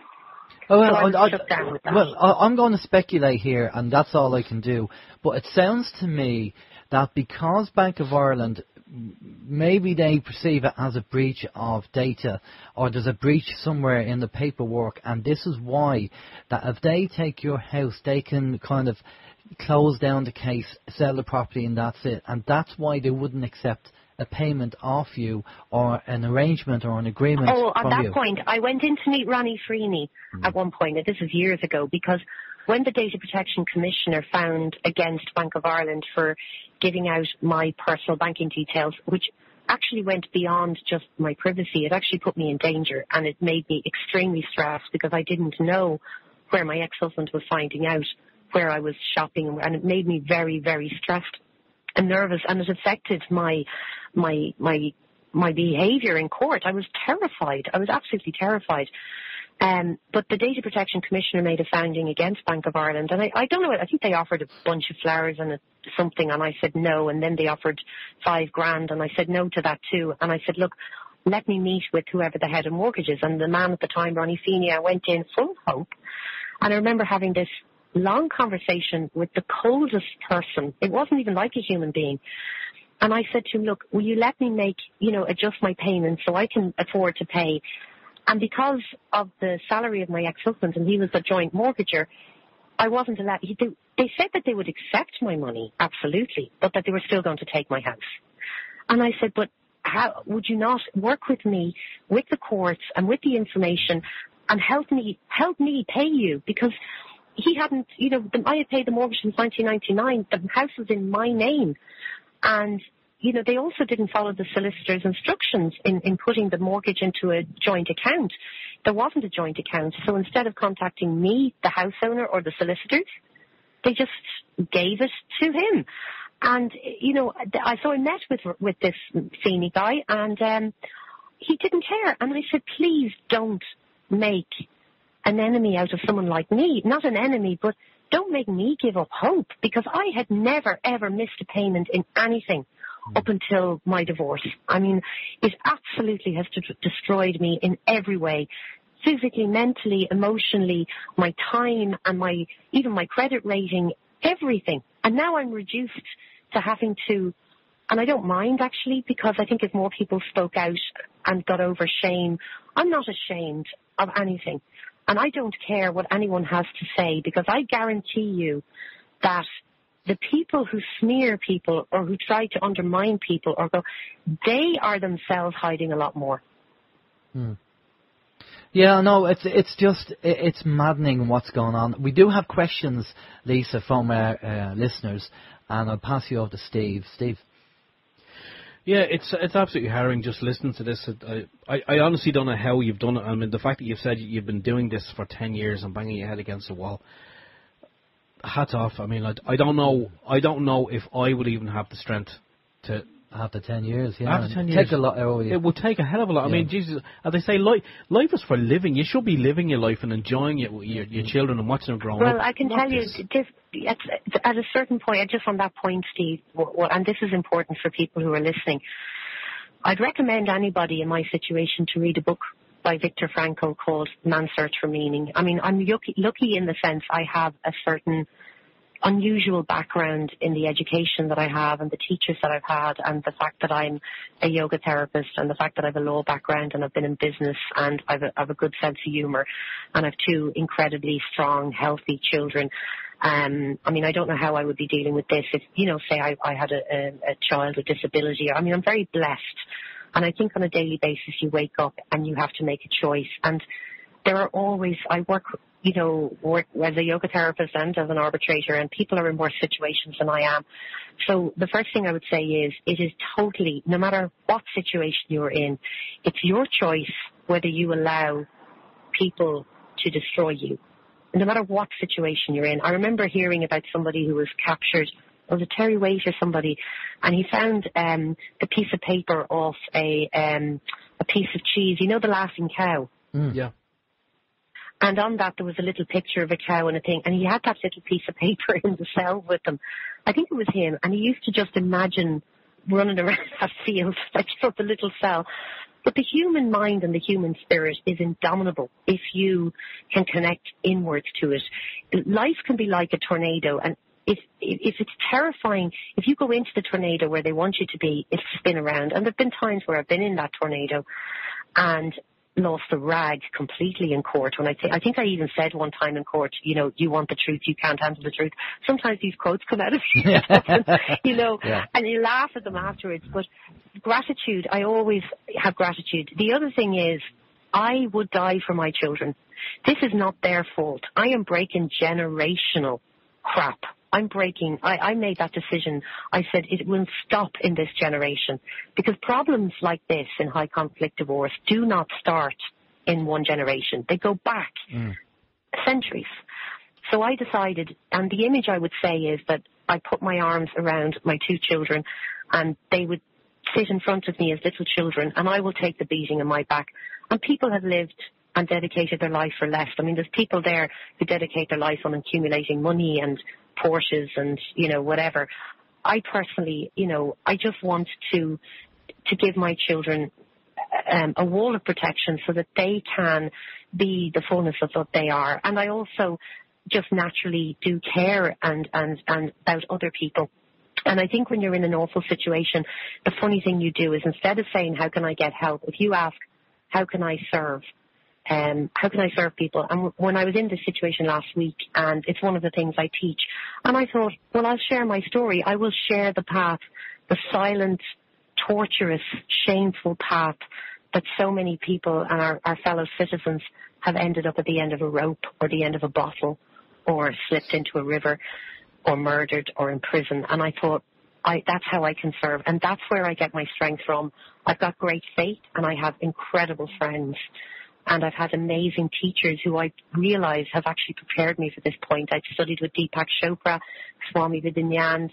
I mentioned Brother David. And, there are many different things out there. So they can't beat me. This isn't about a house. You know, when they were trying to take my children, it wasn't about the children.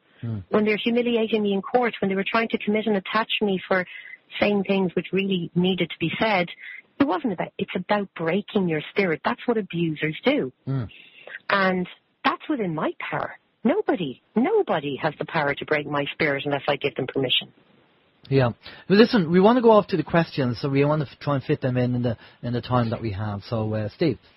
Yeah, we've got a couple of comments I just want to read out first. Funny enough, both from ladies by the name of Joan. Joan on our own chat room says, you are a unique lady and she wishes you well. Joan on People's Internet Radio says, Man's Search for Meaning is well worth reading and it had an impact on her. And we've actually got the link to that book that you've just recommended. We have put it up there on the chat room, and anyone listening to the podcast can look it up as well, by Viktor Frankl, Man's Search for Meaning. So thanks for that. Chris, well, just to tell you about Viktor Frankl, he was a psychiatrist who came up with a theory that anybody could find happiness in any situation, no matter how horrific. And then, just the way life tests your theories, he ended up in Auschwitz.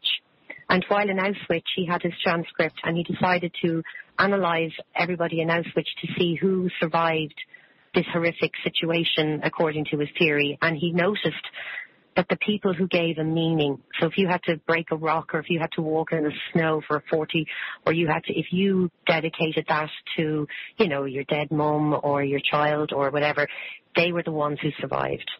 Okay, that sounds like an interesting book, very positive by the sound of it. They give you strength.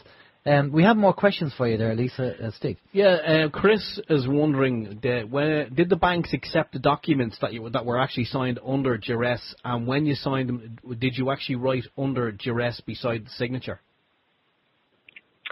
Very few people in an abusive situation even have that word. They feel like nothing. It could take many, many years to get there. Very shortly after that, I was very badly attacked. The duress that I was under at the moment, let's just say the family law courts are well aware of what that duress was. It's very serious. It had been going on a long, long time, since 1996 actually, although I met him in 88. And there are people out there who are well aware of what that duress was. And yes, the bank did accept it. Everything, anything he gave them, they accepted. They also accepted in saying that we were a married couple, yet he applied for divorce a couple of months later, saying that we were separated for 5 years. And I wonder, that was either a fraudulent divorce or a fraudulent mortgage. But they wouldn't report it to the Gardaí. I asked them to report both of us to the Gardaí for a fraudulent mortgage, even though the prima facie evidence was that it must have been, or the divorce was, and they refused. Unbelievable. Wow. It's unbelievable. Go ahead, Steve. Okay, Joan is wondering, have you asked for help from any of our so-called politicians here, and if so, what groups, if any, have been helpful? Absolutely didn't bother, because over the years I have written under the Whistleblower Act to ministers, and the answer I got from them was, sorry, you're not covered under the Whistleblower Act. And at the time I said, well, actually, it says on paragraph 4A, any person. And they said, oh, you have to be working for the state. And I said, well, the state are actually working for me, and it does say any person. So I was sent to the President of the High Court, and the President of the High Court got his researchers on it, and he said, oh, can't touch this. You know, maybe it's the Gardaí. And then the Gardaí said, you're not really reporting anybody. So I just said, look, lads, it's on your desk there for record. That was a couple of years ago. And I said, good luck with that. You know, sometimes all you can do is keep putting things in writing, which I have always done, at the absolute frustration of everybody. I have everything in writing. I keep writing and writing and writing. There's a paper trail there. So if anything ever happened to me tomorrow, there is massive paper trails. I've written, I've called on people who have authority, who have power, and for some unknown reason, silence. I don't think it's some unknown reason. It's obviously... we know the reason. They all know the bloody reason. In the Big Boys Club. Just to bring you back to let me bring you back to another thing, right? There's 4 rules, apparently, that we teach in yoga. The first one is have integrity with your words. Say what you mean and mean what you say. The second one is make no assumptions. The third one is take nothing personally. And the fourth one is do your best. And the fact is, I am not making any assumptions. I have my ideas. What happens on the micro is relevant on the macro. I believe that the Irish citizens are in an abusive relationship with their leaders at the moment. And the dynamics are exactly the same as occur in a domestic violence or coercive relationship. They do gaslighting. They shun you. They do silent treatment. The movie Gaslighting actually explains where, they give out this information and you actually could be convinced that black is white. Yeah. So the same dynamic is happening. Now, as regards Big Boys Club, I have another theory.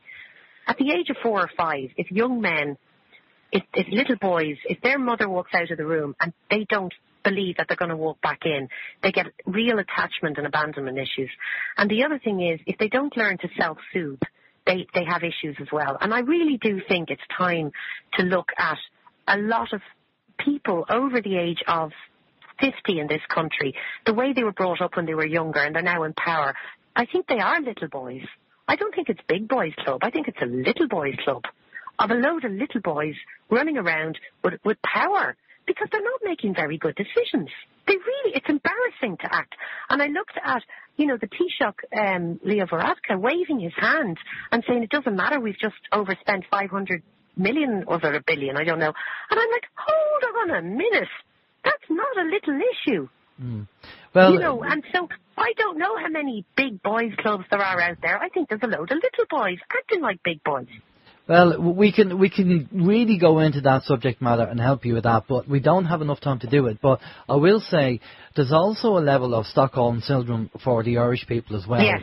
And I think that's the major issue. The fact that, what can you do, or the I'm okay Jacks, and all the people in between that say the same thing, and and I'm not even, I deregistered regarding voting because in my own opinion, and I'll say in my own opinion, that the voting system is rigged anyway. So, when people say, you have to vote to change the government, well, who are you going to vote for? They're all the bloody same.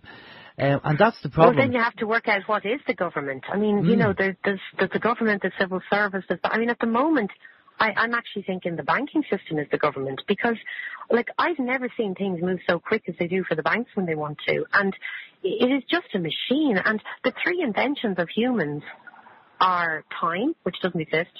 It's relative. Money, which actually doesn't exist either, and language, and I think people really need to just take a deep breath and become curious again. Pick one thing and research it and go, now that's interesting, because as the song says, if we tolerate this, our children will be next. And I don't think that as one woman sitting in my kitchen, I'm going to be able to do very much. But at least I've done my bit. And at least when my children are 50 and they have children and they look back like we do about the Magdalen laundries or whatever, then when my children ask them, what did they do back then? Why did they let all those people die? Why do we not have houses anymore? At least my daughters can say, do you know what? My ma did her best. She did her best. And this is it. And that's all I can do. Myself and Steve say the same thing. See, we always talk about on the show about the difference between harmony versus disharmony. And the problem is that it's all about energy as well. You do yoga, so you know about the flow of energy. And people will take the least path of resistance because it's easier, it's less energy. And if you're in harmony with your life, then why would you want to change? What generally happens is people's life, there's a disharmony. It means they lose their job, they have a medical issue, and then they go on the quest and start asking questions, especially if they're being mistreated in some way, whether it's the banks or the doctors. And that kind of starts the catalyst. Well, first of all, sorry to interrupt you there, because I want to tell you something. That's rubbish. People are not in harmony. The most depressed people I'm finding out there are on a grind mill of working 40 hours a week, earning big salaries. They're like a George Orwell movie. I do not see I'm okay Jacks are not okay. They're highly medicated. They're undepressed. They're doing all sorts of stuff to try and distract themselves. They are not okay. And actually, some of the people I've met that have lost everything, but not themselves, are actually in a better situation. Now, I could have had a very cushy life and played a game and a marriage and everything that would have been on the surface very pretty. But you have to decide at a certain point, are you going to sacrifice short-term agony for long-term misery? I'm not brave enough to have played the game. It was too agonizing. And people would look at this situation and their feelings. I don't need anybody's sympathy because I know who I am. I've had my worst fears. Now, you've no idea, because nobody like the father of your children and his cohorts knew what my personal fears were like they did. And they have made me, dragged me through things that I didn't think I would survive. But you know what? I'm still here, playing my music, putting up my songs. I really would love to be DJ, actually. I love music. Doing all that stuff.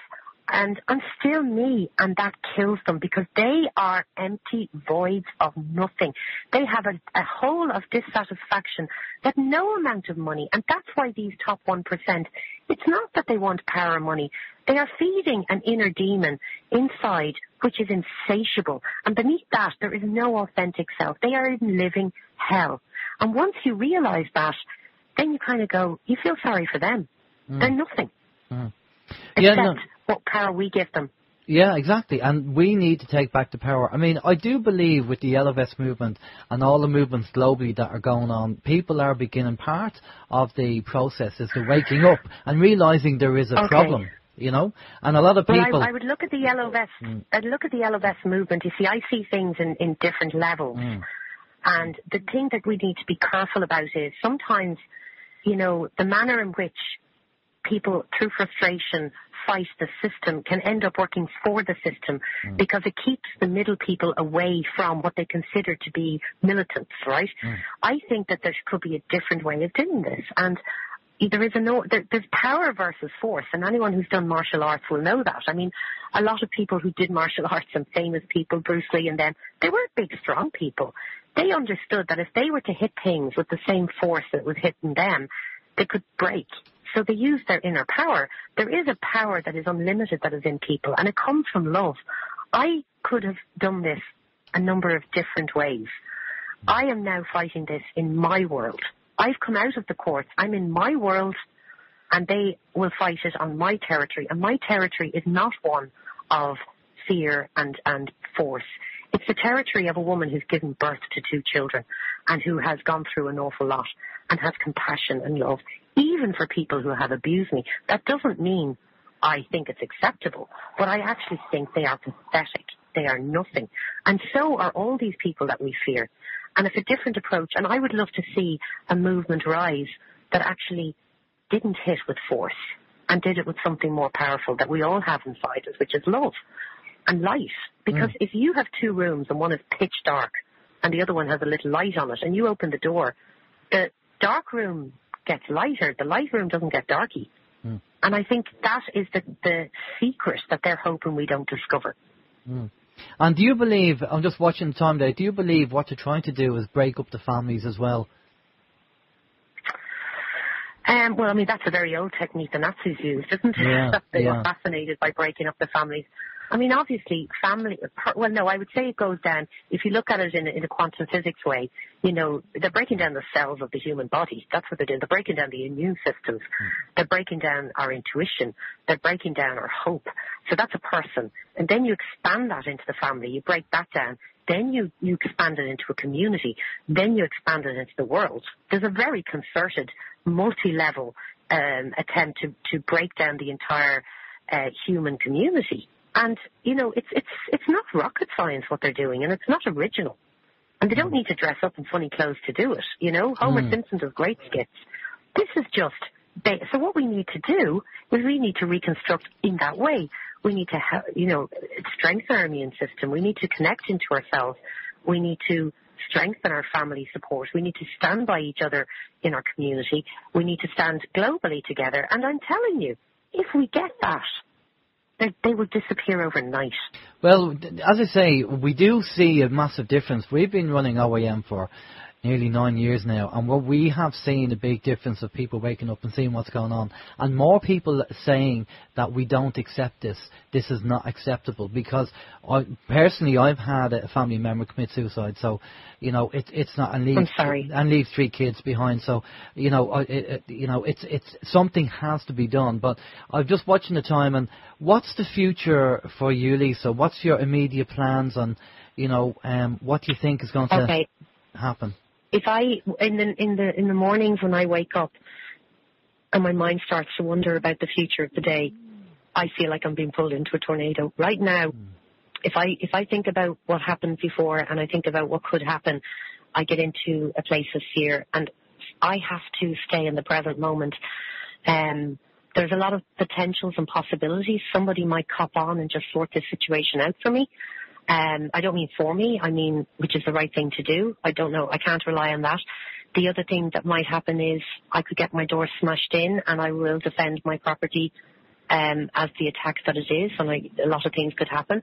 The other thing is people might decide that I should disappear, and I've already dealt with that in my videos.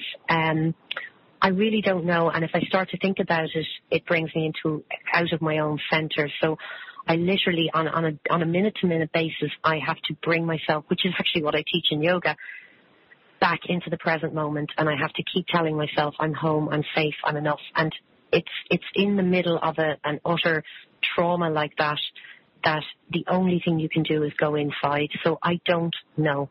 I am open to anybody contacting me with any creative solutions. I'm open to the girl's father's, being a father.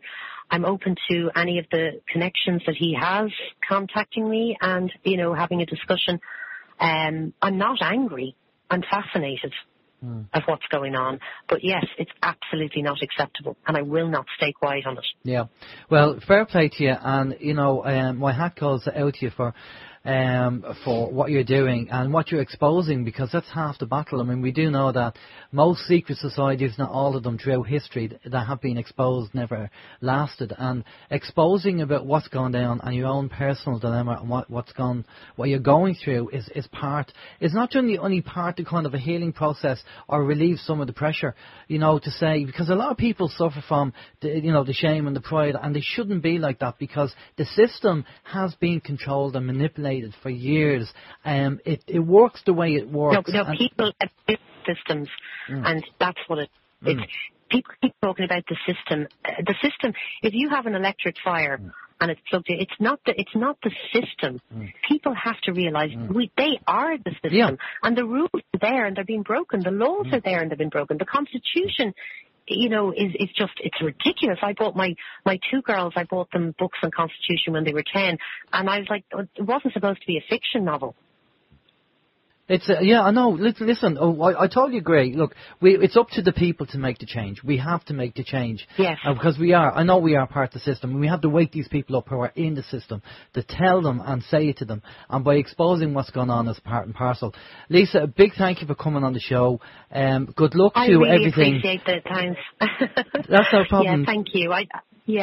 Keep an eye on what's going on, because I do need the support, and I am walking in a very unknown territory in what I'm doing, and I'm only one little voice, but I am speaking not just for me, I'm speaking for other people, and I'm trying to be mindful of that, and to all the people that have contacted me, I'm not able to deal with all of the requests, but right now I'm just doing my best with what I've got, and I really appreciate you giving me the time on air.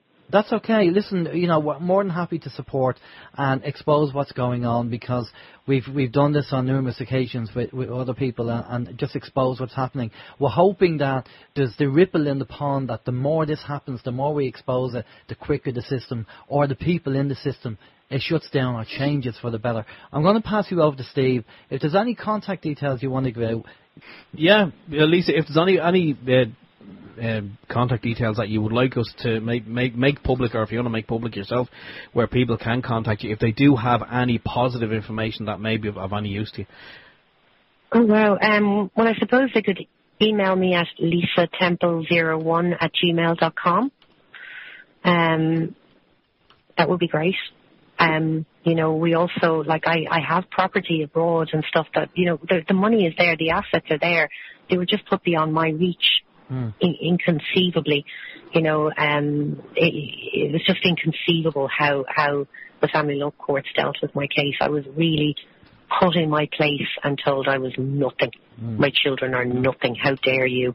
And this is the punishment that I'm getting. But I had to choose at one point, and my children's safety and their well-being.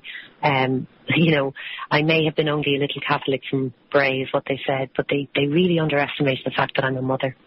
Well, and I totally agree. As we're dads ourselves, and our kids come first, and you do anything for your kids. So fair play to what you're doing, and good luck. And listen, we'll keep an eye out for your videos. If you just stay with us there, we're just going to go off to a musical break, and we'll be back after this. This is Open Your Mind Radio on OYMradio.com and peoplesinternetradio.com. Okay, and we are back. Great information and very harrowing and hard to listen to information. But LisaTemple01@gmail.com if you do have any positive information that may be of use to her, that is her email address.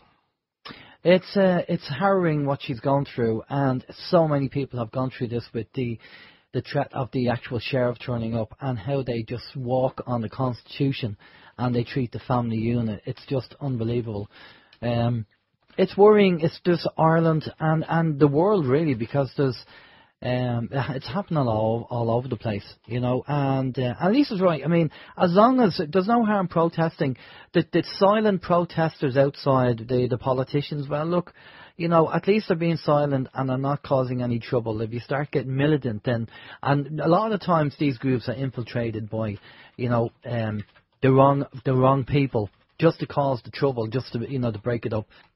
And so we'll go on the news saying there was trouble caused by a group, and it's actually they were people who were infiltrated the actual group. So you have to be careful of that. I think the system is desperate at the moment, and the system is fighting tooth and nail to try and survive. But at the end of the day, I don't think it's going to survive, because everybody's beginning to wake up and see the system for what it is. And when we say system, as we said to Lisa, and Lisa said it, that it's the people in the system. They need to come out. The whistleblowers need to come out and start telling us what's going on, the corruption that's in there. And that's what needs to be really done. It really needs to be done. But there you go. Another good show in the bag. Just a couple of things. One thing, actually, during the week, I was just thinking about the healing process, and I don't know what the answer to this is. I just kind of took a guess at it, right? So, say for example, Steve, right? You cut your arm, right, and it bleeds, and you put the plaster on and everything else. Yeah. And all, after a few days, it just goes back to normal. So if you think about your computer in the same way, that it has a default configuration, and you change the configuration, and you decide that that's not what you want, so you set it back to default. And so our bodies kind of do the same thing. When you cut your arm, and it scabs up, and then it falls off, and your skin goes back to default. So my question is, where is that default kept? Is that in our DNA? How does the body know that it has to go back to default when something happens, or when it's damaged like that? I think you're right. I think it's DNA. I think everything is in the DNA. I think everything is in the DNA. Yeah. So that there's a default map of our body. So then you go back into the idea of maybe, self-healing. So surely, obviously, we have the power to heal ourselves, and we must have that default setting somewhere in our body, whether it's the DNA, because our body knows, this is the way it used to be, and you got yourself cut, and I'm going to reset that back to the way it was. So we must know somewhere in our makeup, in our DNA, that it can do that. So that must include everything in our body. So obviously, if we are doing something that's wrong for the body, and we have to stop doing it. If you keep doing it, then obviously nothing's going to change. And that's why, I suppose, when people get diagnosed with certain ailments, and they realise, I better give that up, whether it's smoking or drinking or whatever, you have to give the body the chance to go back to default. Whether that's changing your lifestyle or your diet or everything else, because whatever you're doing is not agreeing with you. And unfortunately, there's a lot of people who, and I've come across it with friends and family, and I've said it, look, that's happening, you'll have to change your lifestyle or change your diet, and you go, oh no, I don't really want to do that. And you think, well, what's the solution?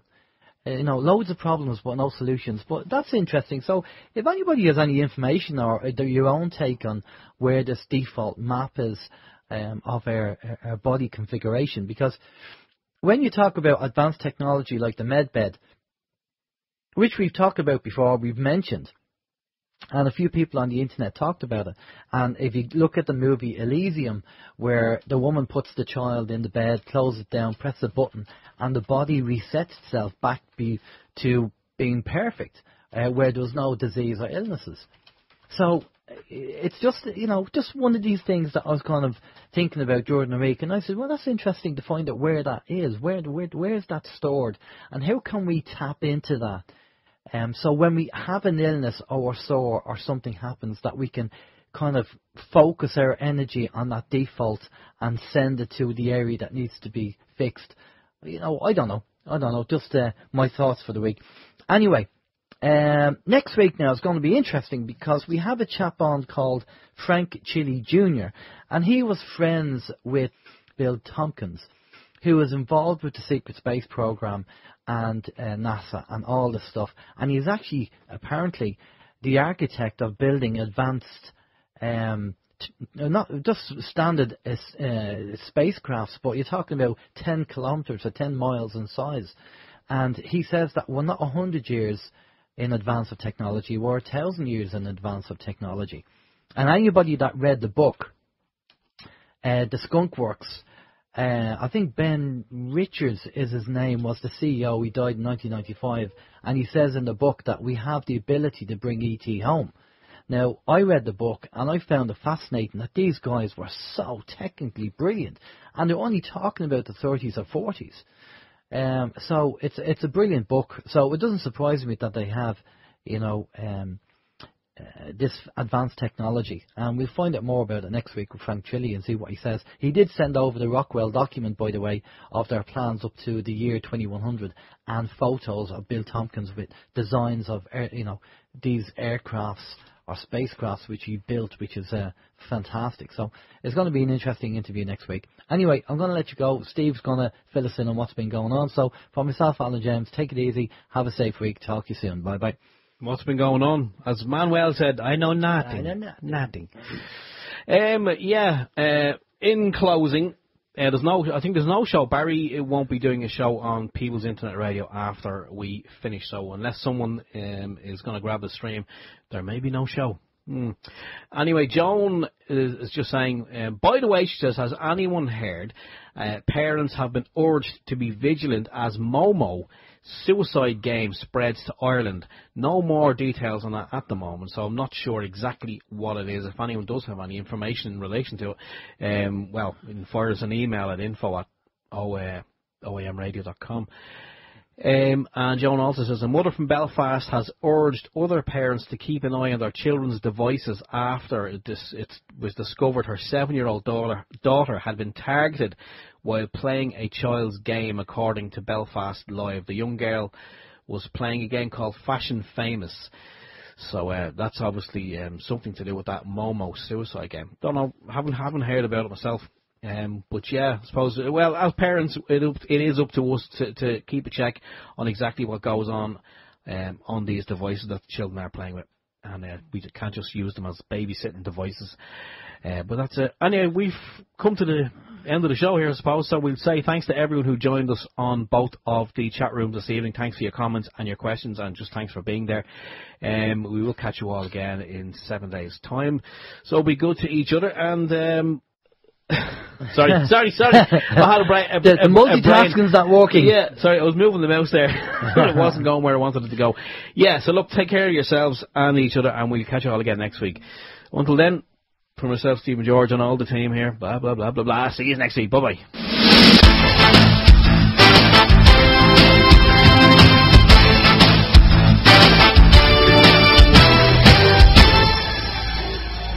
Open your mind.